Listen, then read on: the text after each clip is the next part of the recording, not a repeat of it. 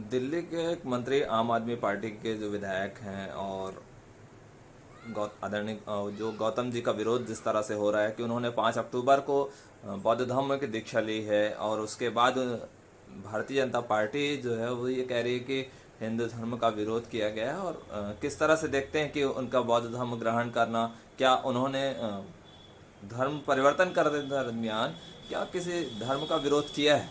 आप कैसे देखते हैं? दोस्तों नमस्कार, मैं विप्लव साहू।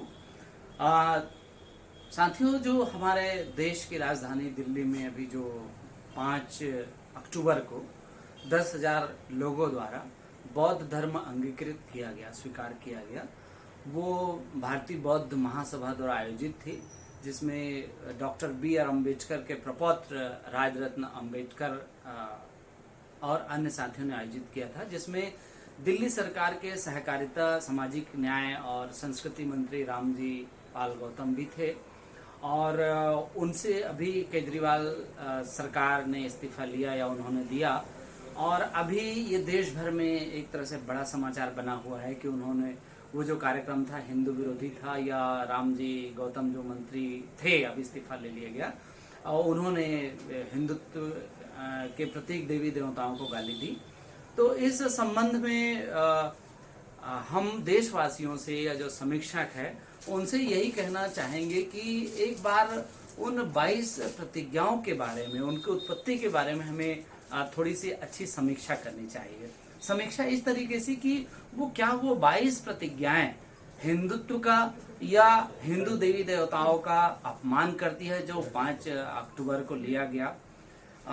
जो नॉलेज आता है, 22 प्रतिज्ञाएं जो डॉक्टर अंबेडकर द्वारा दीक्षित होते समय ली गई 1956 में, उसे भारत सरकार के मौजूदा सरकार के एक मंत्री रहे थावरचंद गहलोत, और उनके समय जो है प्रकाशित भी कराया गया, और उसमें कहीं भी हिंदू देवी देवताओं को गाली देने जैसा भाव नहीं है।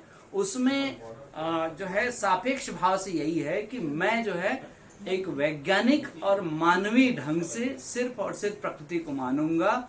इसमें किसी भी देवी देवताओं को गाली देने जैसी कोई बात नहीं है। इसमें एक कहावत होती है कि कौवा कान ले गया। तो दिक्कत हमारे जो है सिस्टम या समाज में होती है कि हम उस कौवे के पीछे चले जाते हैं। समाचार पत्र का या जो मीडिया है उसका दायित्व होता है कि जो कहा गया है उसका मतलब भी समझाना।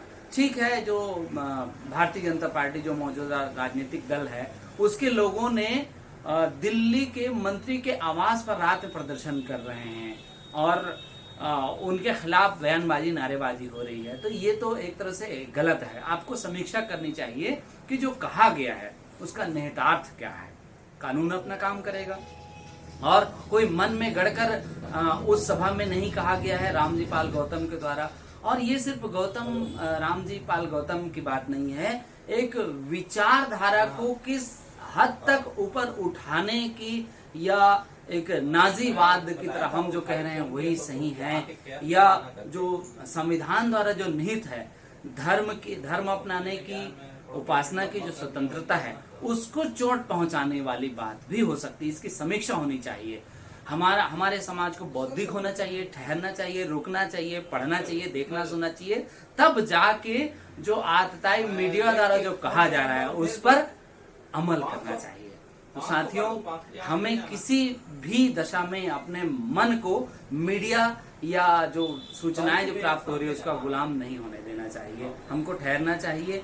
क्या जो भारतीय जो धर्म चलते हैं उनका भी एक हमको विशेष रूप से आकलन करना चाहिए कि कौन सा धर्म मानवता के साथ काम करता है और कौन सा धर्म मानवता के खिलाफ काम करता है, और कौन कौन से धर्म, बहुत सारे भारत में धर्म है, हिंदू है, मुस्लिम है, सिख है, पारसी है, ईसाई है, बौद्ध है और अन्य धर्म है। सबकी एक आइडियोलॉजी होती है और किसी को भी एक दूसरे को क्रॉस करने का राइट नहीं है।